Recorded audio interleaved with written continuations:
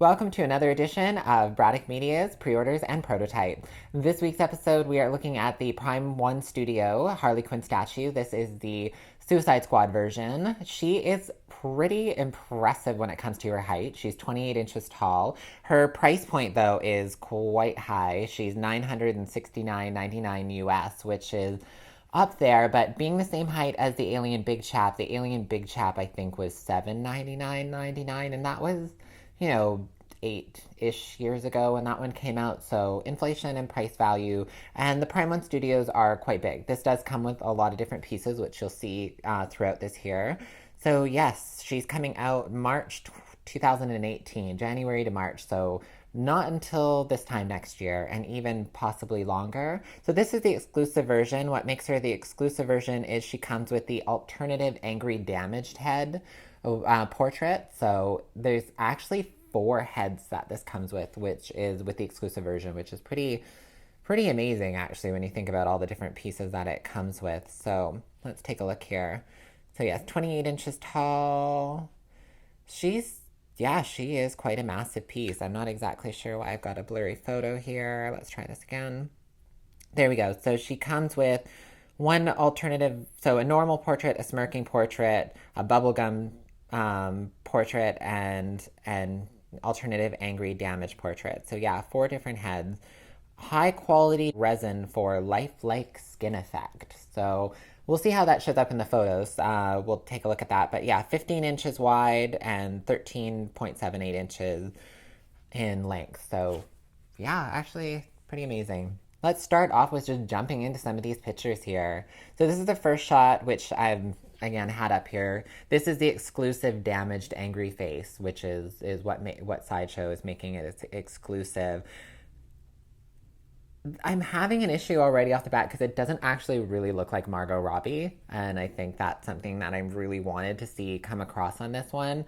The sculpts for the Hot Toys figure face was just amazing. Actually, both the prison version and that. So I was kind of hoping for that when it comes to the price point in this. The Where her hair kind of comes out in the bangs is a little bit, I don't know, kind of looks like a wig, which is not a big selling point, but that's a hard one. I'll give them, a bit of a lean on that one because hair is a little bit hard to deal with, but they almost look like they took this translucent skin kind of polystone or whatever it is that it's made out of and almost put it into the hair, and it actually looks a little off. It doesn't really look like hair. It looks like tubes of plastic coming off of her head, and it's a little too glossy. But from what I'm seeing when it comes to, the t-shirt and the jacket and the gun and everything like that is pretty impressive looking. This next shot here is a different side view of the exclusive.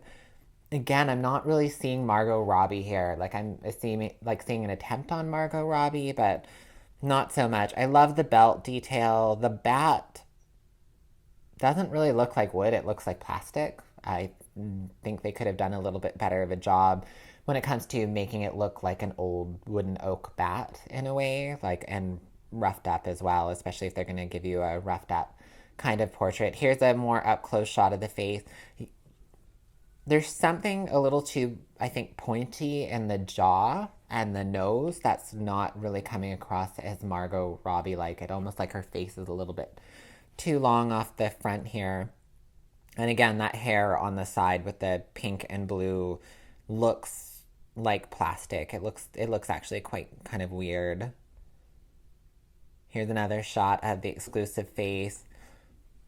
I can see what they were going for, but now that I'm looking at this more, her nose looks off. It doesn't look like it actually kind of looks more like my nose, which is a little bit weird. But yeah, not. I don't know. For the exclusive, this isn't grabbing me as something that I would actually pay the extra money for an exclusive. I know it doesn't actually come with extra money, but if you get some, you know, wholesale dealing on some of these items, it can actually be a major difference on what you're ordering. This here is kind of like, I guess, the smirky face that they were talking about. This looks more like Kevin Smith's Harley Quinn daughter than it does Margot Robbie. And I don't really recall seeing this expression being a major feature when it comes to the movie. There was just so many more with the big laughing kind of like face and the big grin and smile when she's trying to be flirtatious. I really love this character in the movies. This is why I think this is being a little bit nitpicky on this one. But yeah, there's just something about the face that isn't really screaming Margot Robbie to me. Like, it's just, she doesn't look the same. But the skin on the body, what they're talking about with this realistic skin, it does look pretty cool. Like, it's, from what I'm seeing, it looks pretty neat. And also, it's hard for them to really grasp tattoo work when it comes to not making it just look like it's painted on the body. And this almost looks like it's in the skin, which is really fascinating. I can't wait to see the more up close shots on that one. We'll skip forward. Pretty much the exact same shot, but with just the, kind of extra, I don't know, extra artwork around the outside of it. Here we go. We finally get to see more of the base in this one. I guess it's kind of more of a representation of her prison cell, which I can understand that side of it, incorporating those bits of the movie. But she never was in this outfit in her prison cell, so this base would have actually been more accurate to have gone with a prison jumpsuit version of this. I like the boots. Again, that bat doesn't seem it. This face here definitely is, they nailed it with this one. This one is so far my favorite. This really looks a lot more like Margot Robbie. The nose is very different. It's shorter. Doesn't really, it doesn't, the other ones are just a little bit too long. And I mean, there's nothing wrong with the long nose, but it's just doesn't really look like her. But yeah, I love this head. If I did order this, this would be the one that I would definitely showcase with her all the time on my piece. So here's a just kind of a pulled out version of that photo, like pulled back a bit. A lot of these are very repetitive, and I think it's a bit overkill. There's a lot, so that's also why I'm kind of flipping through them a little bit faster, because normally there's 16 photos and I think there's like 29 or more in this getup. The bubblegum one is fun. It's cute. It's definitely closer. Weird enough, the hair looks different. It actually looks better on this sculpt than it does in the other ones. I'm not sure why that is, but this one does seem a little bit better. And that does worry me a little bit because these are prototype photos. It'll be interesting to see what she looks like on the Comic-Con floor. I hope obviously they showcase her this year, because I think that will be the deciding factor. There are a lot of people who love Prime One Studios. It's not like this is going to be a hard sell. Like, she is pretty impressively massive in height. And again, that one face alone is enough, as much as the rest of them are not really a win for me. It's not that one with her big smile that we just saw before this. It's great. It's really, really nice. So again, just kind of a repetitive shot pulled out, so you can kind of get more of a full body piece of her. I am liking the skin tone stuff that they've done on this one. It'll be really interesting to see what that looks like, because that tattoo work on her stomach looks really great in this. You can see it a little bit more in this upcoming shot here. The necklace is a little bit loose from what it was in the movie, and I get that they've kind of put this in here for an easy head change out, which makes sense. The smirky face is in this shot here it's not my favorite. It's just a little too, looks almost a little too innocent. Like, this is, I don't know, doesn't even really, doesn't function for me. So here's a side profile shot of her with the bubble gum.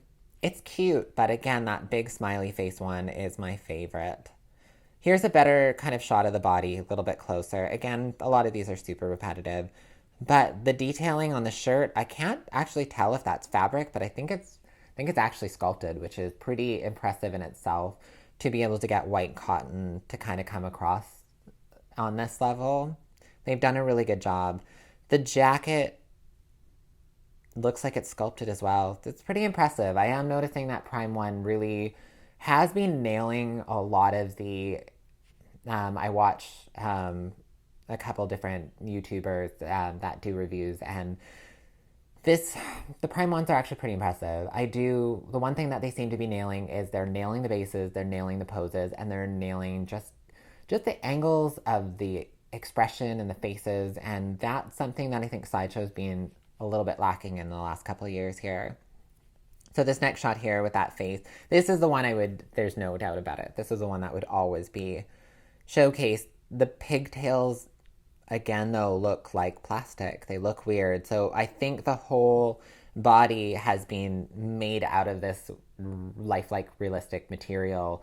And that makes sense because they wouldn't really be able to cast unless they glued her hair on, and that wouldn't really come across. But the pigtails they could have gotten away with, I think, doing a little bit differently, just because you could have attached them onto the side of the head with posts and then glued them in. That wouldn't have been that hard. But it looks like weird kind of acrylic-y plastic look. And that's the only part of it that really does. Everything else is coming across quite well. Here's a side shot of the bubblegum again.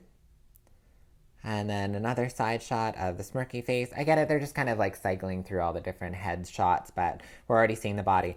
Finally, now we get to see the back shot here of her, and this jacket is so gorgeous. They did such a good job on it, and now the bat actually looks really amazing.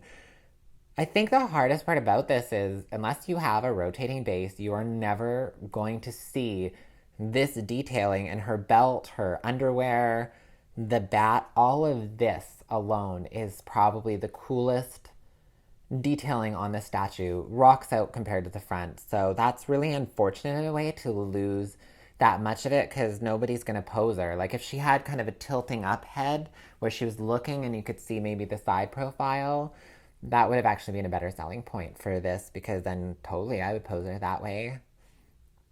Here's another back shot of it, and yes, that is just mind-blowing. The detail that they've gotten away with in her jewelry and the bracelets and her glove, it is so epically done. So here's a shot that comes a little bit outward. The jacket looks a little bit funny. It's not as flattering on the body shape, but you can't really do much with the kind of that style of jersey jacket. But I like it. I really do. There's a lot of plus sides when it comes to these giant statues and what you can get away with the detail. And this realistic skin look could be a game changer when it comes to the statues. If it really comes across as nice as it is in these photos, I think that they will give Sideshow a run for their money. It's just they're going to have to come up with a way of making that the hair on these don't end up, or at least a way of painting it so it doesn't look so translucent and plastic looking, because it really does. It doesn't look good. So here's another shot here of her smirky face. I may have skipped one or two through here, but they're pretty much all the same thing. Here's an up-close shot of the bubble gum. So the bubble gum and the open smiley face are the ones that are probably the best for me. Not a big fan that you can actually see where the neckline attaches in the collar here, because if you have her on a lower base and you're walking past her, you're gonna see that. And I don't know what it is, but that bugs me, especially the fact that they could have brought in the collar in just a little bit more and had it go in, and you would have never seen that. It would have looked great. Here again, where you're seeing the hair looks like it has like a pearl sheen on it, like those My Little Ponies and weird 80s like keepers that had that weird spray sheen on them that made them look all, shiny and metallic. It really is bizarre because you're going for this realistic looking skin, and then you have this weird like super plastic shiny bizarre hair. It doesn't that kind of a big fail for me right there. And again, they did her eye makeup all, you can see it again in the shot, like glistening and glowing, and she didn't have that in the show, so that is a little bit of fail. That gun detailing in there is pretty beautiful. Like this paint job on here, if all of this paint job comes, as I said, comes out in this when we see it outside a prototype, they'll sell this one. It won't be an impossible sell. A lot of people love this character, and there are a lot of Harley Quinn collectors out there for sure. Here's another shot of the bubblegum face. I like the expression. I almost would have liked this without the bubblegum, would have been better than the kind of smirky face. I don't think a lot of people are really going to use that one at all. Yeah, that hair is throwing me and doing it. So here we go. Yeah, this is the face that looks the most like the actress. It just is incredible. I really like it. The hairline again is a little weird up top. It does almost look like a wig, and the plastic off the side makes it even more wig looking. definitely could have done a little bit better. They should have put some more work into that one because that is enough to make somebody possibly not buy it. And nobody wants to put the money into adding a matte paint job onto it and putting that in there. Here's a shot of the bubble gum on the side. They're just kind of cycling back and forth through the photos here. The next one is the exact same shot, just again pulled out a little bit more. Yeah, this shot here with that smiley face, it's so Harley Quinn. It really, out of all of them, rocks it out for me the most. This one here is just, she looks stunned. She doesn't look, I can't actually see anybody really actually ever wanting to display this head. It doesn't have any type of quirky, crazy Harley Quinn expression, which is what I'd be looking for in mine. Here's another shot of the back of the costume. Again, that detail is so amazing. So here we go. We've got her signature kind of little emblem that they created for her on the front of the stand, which is nicer actually than having Harley Quinn written across. I mean, obviously you know who she is just by looking at her, and if you don't, well then I don't think you're really going to care anyways because you're not really a fan of the character. Do you like it though? I like the base. Again, would have liked something to do more with the city. So these here, if they come with these little stands for the head, are really impressive. It's that's actually a touch I've never seen Sideshow do. I think one there was a Vader, but no, that was a 6-inch or 12-inch figure that had that. But yeah, I've never really seen this. So this is a really smart move from Prime One Studios because most people have to go on eBay to find these. There's actually a couple artists that have created head sculpt stands for the Joker, Harley Quinn, for the exclusives that are on there. And they're actually really beautiful. They've nailed, kind of matched them to their bases and stands, and really impressive. So those are worthwhile checking out. But this is super cool. You get to see all the different faces of what would come with the non-exclusive version of this. And you're not really missing out. That one with the angry damage doesn't function for me because none of her rest of her outfit is damaged really besides her shirt, but it's already kind of, tattered and torn a little bit when the movie starts and we get into it. And here's another shot of the smiley face, which we've had a couple of now, and I love it. I think that's my favorite for sure. And just because of the way the jaw and the smile, you don't actually see that line of where her head connects, so that's even more of a reason to display her. Again, another one of that same face, and then another one. This is a little bit crazy. Anyway, so that's the last one. That's thankfully, because there was so many repeats in that one. That alone is a little bit frustrating. I don't know, maybe some people want to see that much detail, but I definitely did not need to see 15 of the same photos over and over again. And most of them were the smiley face, and I think they know that that's the one that's the real winner of this. So yes, Harley Quinn, Prime One Studios. Did I order her for the show? No, unfortunately not. And not because she's not beautiful. Don't get me wrong. I'm loving this detail. I love that face. The price point for her with that hair alone, like that hair would honestly actually bug the crap out of me every time I looked at it because it really looks weird. So I'm hoping, didn't really see anything on the forums. I don't know if anybody really looked that close at it, but it looks like plastic toy hair. And then they have this, like the detailing on that jacket and that back of that bat are just so mind-blowing to me that they would put so much emphasis into the gun and the jewelry and her tights, and like everything is so specifically detailed there. To have this weird plastic like shimmer pearl hair, it's a little bit weird and not worth me trying to get somebody to repaint it, because if it's just that slippy consistency of the plastic that's making it, I don't know how paint would adhere to that, so that's maybe why. But that tattoo, that is the coolest thing ever. Like if they did a Joker and that kind of came across through it, that would be that I actually might order. And then maybe order this one because then I would want them to both match. But all in all, I said no, unfortunately, just based on the price point. With everything coming through Canada, the new tax that they put on statues coming across the border, that statue alone would cost me probably $1,600. And I know that's a little bit weird because I did order the life-size Deadpool bust, which is more money than that. But it's a bust, and I don't have a bust. This is going to be my first bust, and it's amazing. But this one just has Couple key factors that I just don't think are going to come across well.